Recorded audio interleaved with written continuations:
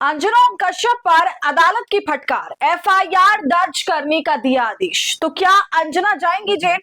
दोस्तों, भारतीय जनता पार्टी के साथ साथ फिलहाल गोदी मीडिया के भी बहुत बुरे दिन चल रहे हैं। कभी रूबिका पर एनबीडीएसए की गाज गिरती है तो कभी चित्रा ओयो की कंट्रोवर्सी में फंसती हैं और अब सीधा अंजना ओम कश्यप पर यूपी की अदालत ने शिकंजा कसा है, क्योंकि अंजना अपने शो में देश के इतिहास के साथ खिलवाड़ कर रही थी और असल इतिहास में भाजपा नैरेटिव का तड़का लगा के जनता को गुमराह कर रही थी। तो अब कैसे बड़ी फंसी अंजना ओम कश्यप, बात कैसे एफआईआर दर्ज होने तक आ गई है, सब कुछ आपको बताऊंगी इस वीडियो में, तो आप हमारे साथ अंत तक बने रहिएगा। नमस्कार, आदाब, आप देख रहे हैं खबर अड्डा और मैं हूं आपके साथ सुम्बुली राम। दोस्तों, अब लगातार गोदी मीडिया के एंकर्स पर कार्रवाई हो रही है, उन्हें सवालों के कटघरे में खड़ा किया जा रहा है। ऑन एयर अपने शो में एंकर्स जनता को गुमराह करने का काम करते हैं, उन्हें अजीबोगरीब खबरें बताकर विपक्ष पर बेमतलब का निशाना साधते हैं, उन्हें बदनाम करते हैं। लेकिन अब इस पूरी कहानी में ट्विस्ट आ गया दोस्तों, वो ये कि अब कोई इनकी बकवास बर्दाश्त नहीं कर रहा। जी हाँ, और फौरन इन्हें रिपोर्ट कर रहा है। अब चाहे वो विपक्षी पार्टियां हो या रिटायर्ड आईपीएस अफसर और नेता अमिताभ ठाकुर जैसे लोग। जी हाँ, आपसे मैंने पहले भी इस मामले को लेकर खबर साझा करी थी, तब तो ये मामला कोर्ट में ही पहुंचा था, मगर अब इस पर आदेश आ गया है।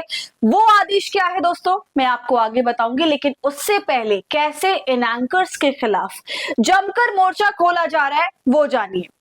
दरअसल राजधानी लखनऊ से आई खबर ने देश भर में हलचल मचाई। न्यायिक मजिस्ट्रेट तृतीय अदालत ने अंजना ओम कश्यप पर मामला दर्ज कराने के आदेश दे दिए। मामला सिर्फ एक टीवी शो तक सीमित नहीं है, बल्कि सवाल उठाता है कि आखिर मीडिया का काम सत्ता का सच दिखाना है या फिर सत्ता के इशारों पर समाज में जहर घोलना। अंजना ओम कश्यप अपने शो में वो काम कर रही थी जो दंगा भड़काने वाले लोग करते हैं।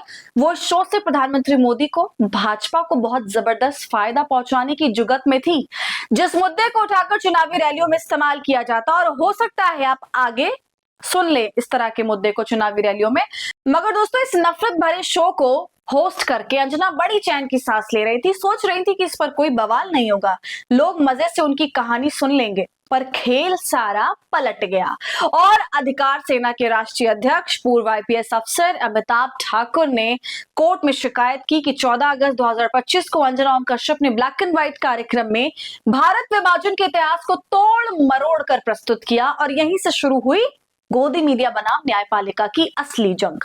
देखिए दोस्तों, इस पर लाइव लॉ की खबर। आज तक की एंकर अंजना ओम कश्यप के खिलाफ भारत विभाजन पर उनके शो को लेकर शिकायत दर्ज। आगे लिखा है, उत्तर प्रदेश के लखनऊ जिला कोर्ट ने आज तक की एंकर अंजना ओम कश्यप के खिलाफ उनके शो ब्लैक एंड व्हाइट पर प्रसारित भारत विभाजन का मकसद पूरा क्यों नहीं हुआ नामक कार्यक्रम के संबंध में शिकायत दर्ज करने का निर्देश दिया है। यह कार्यक्रम 14 अगस्त 2025 को प्रसारित किया गया। यह आदेश पूर्व आईपीएस अधिकारी अमिताभ ठाकुर द्वारा दायर एक शिकायत याचिका पर पारित किया गया है, जिसमें आरोप लगाया गया कि यह कार्यक्रम पूरी तरह से अनुचित था और बेहद घटिया तरीके से बनाया गया था, जिसका एकमात्र उद्देश्य दो प्रमुख समुदायों को विभाजित करना था। ठाकुर की याचिका में दोस्तों यह तर्क दिया गया कि यह कार्यक्रम बेहद जहरीला, विनाशकारी, खतरनाक और विभाजनकारी है। यह पूरी तरह से राष्ट्रीय एकता के खिलाफ है और तथ्यों को इस तरह प्रस्तुत करता है कि जनता को अलग अलग तरीकों से भड़काया जा सके। कार्यक्रम का उद्देश्य स्पष्ट रूप से नापाक है। याचिका में दावा किया गया कि यह कार्यक्रम कथित तौर पर आज तक के आधिकारिक एक्स और यूट्यूब हैंडल पर इस कैप्शन के साथ पोस्ट किया गया था, 4 करोड़ मुसलमानों में से सिर्फ 96 लाख पाकिस्तान गए, भारत विभाजन का मकसद पूरा क्यों नहीं हुआ। इसमें तर्क दिया गया कि यह कार्यक्रम लोगों को इसी दिशा में सोचने के लिए उकसा रहा है और एक धार्मिक समुदाय के प्रति घोर शत्रुतापूर्ण माहौल बना रहा है। समझ रहे हैं आप दोस्तों, अमिताभ ठाकुर की शिकायत याचिका में यह भी कहा गया कि ये सवाल पूछना कि जब विभाजन धर्म के आधार पर हुआ तो वे पाकिस्तान क्यों नहीं गए और भारत में ही रहे मुसलमानों से ये सवाल करने जैसा है कि वे यहाँ क्यों हैं, और दूसरे समुदाय के असहिष्णु लोगों को भी इसी तरह सोचने, नाराज होने, उत्तेजित होने और अब इसे करवाने को कोशिश करने के लिए मजबूर करना, मानो कोई ऐतिहासिक सुधार कर रहे हैं। तो देख रहे दोस्तों, अंजना ओम कश्यप को बहुत तकलीफ हो रही है कि 4 करोड़ मुसलमानों में से सिर्फ 96 लाख मुसलमान ही क्यों पाकिस्तान गए, सब के सब क्यों नहीं चले गए। और अब वो ये सवाल उठा रही हैं। किसके लिए उठा रही हैं बताइए? अभी जो मुसलमान भारत के अंदर रह रहे हैं, क्या आप उनके लिए ये सवाल उठा रही हैं? और जो दूसरे समुदाय के लोग हैं उनको भड़का रही हैं कि देख लो ये पाकिस्तान नहीं गए, यहाँ पड़े हुए हैं। तो भाई अंजना को बहुत तकलीफ हो रही है, मगर दोस्तों मैं आपको बता दूं कि ये बंटवारा तो हिंदू और मुस्लिम के नाम पर हुआ था, लेकिन सच तो ये है कि भारत से पाकिस्तान जाने वाले मुस्लिम आबादी बहुत कम थी और पाकिस्तान और बांग्लादेश से भारत आने वाले हिंदू समुदाय के लोग ज्यादा थे।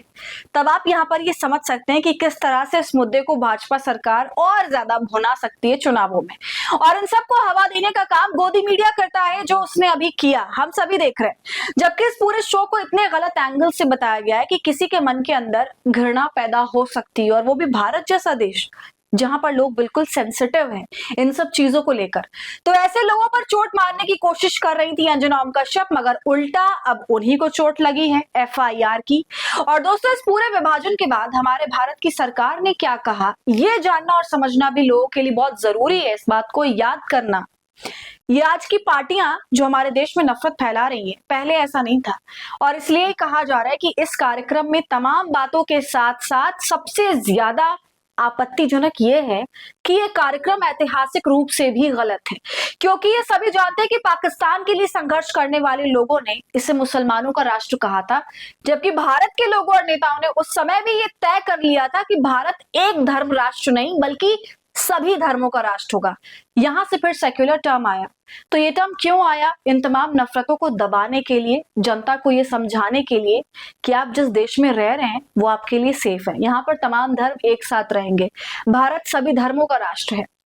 तो जिस तरह से अंजना ओम कश्यप ने एक बहुत ही गंदा खेल खेला है अपने इस कार्यक्रम के द्वारा, उसकी सजा आने वाले वक्त में उनको मिलेगी या फिर नहीं मिलेगी, इस पर तो अभी कुछ नहीं कहा जा सकता दोस्तों, मगर कोर्ट ने ये आदेश दे दिया है कि उनके ऊपर कार्रवाई हो, इनके खिलाफ प्राथमिकी यानी एफआईआर दर्ज हो। वैसे बहुत अफसोस की बात है कि तमाम मुद्दों को छोड़कर ये अचानक से इस तरह के मुद्दों पर क्यों चर्चा करने लग जाते हैं, और कर भी रहे। तो इनकी चर्चा से किसी को ऑथेंटिक नॉलेज तो नहीं मिलती है, सिर्फ दिमाग में गोबर भरता है और अंधभक्ति में इजाफा होता है। आपको क्या लगता है दोस्तों, अंजना को इस पर माफी मांगनी चाहिए? अपनी राय हमें कमेंट कर जरूर बताएं। वीडियो को लाइक और शेयर करें। खबर अड्डा को यूट्यूब पर सब्सक्राइब कर लें।